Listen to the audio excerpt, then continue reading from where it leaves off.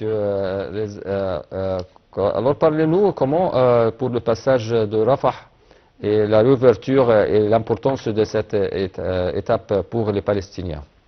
Ben, écoutez, c'est une étape très importante.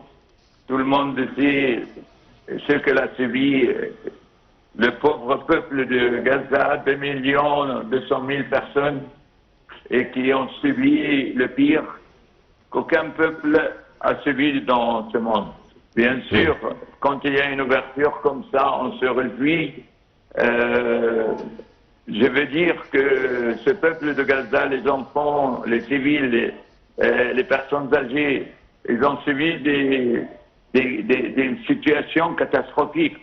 Et tout ça parce qu'ils étaient pris en otage par un mouvement qui s'appelle Hamas, qui a détruit son peuple, et avec un recherché criminel qui est recherché pour des crimes d'humanité.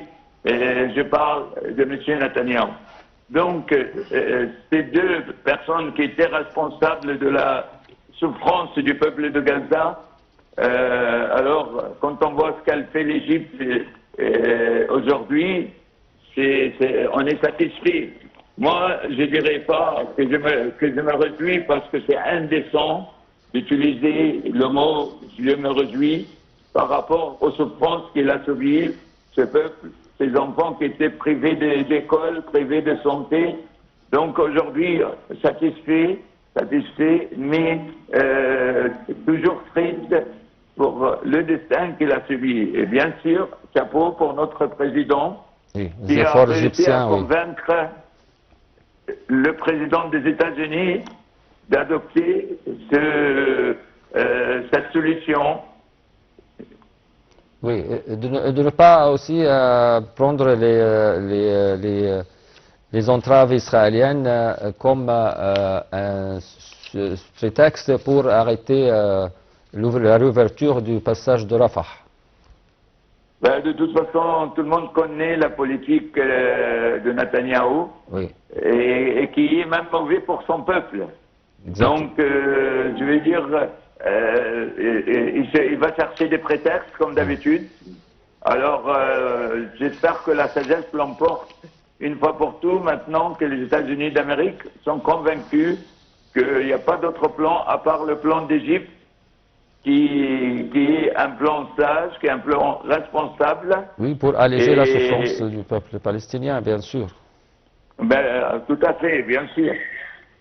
Alors aussi l'occupation, l'occupation israélienne, ils ont pris une décision pour arrêter ou comment dire, ne plus autoriser les Médecins sans frontières à opérer des ONG dans la bande de Gaza depuis le 1er mars.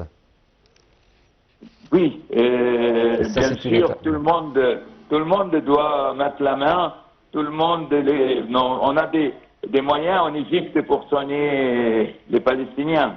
Heureusement, on a des moyens, on n'est pas un petit pays, mais aussi les organisations internationales, ils ont leur rôle à jouer.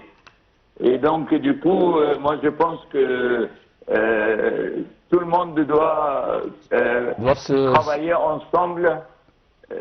Parce qu'il n'y a pas d'autre solution. Oui. On ne peut pas accepter la torture des enfants et d'un peuple, que ce soit par les catastrophes naturelles, que ce soit par les bombes de l'armée israélienne. Très bien. Monsieur Reza Shehata, vous êtes analyste politique. Merci bien pour votre intervention avec nous.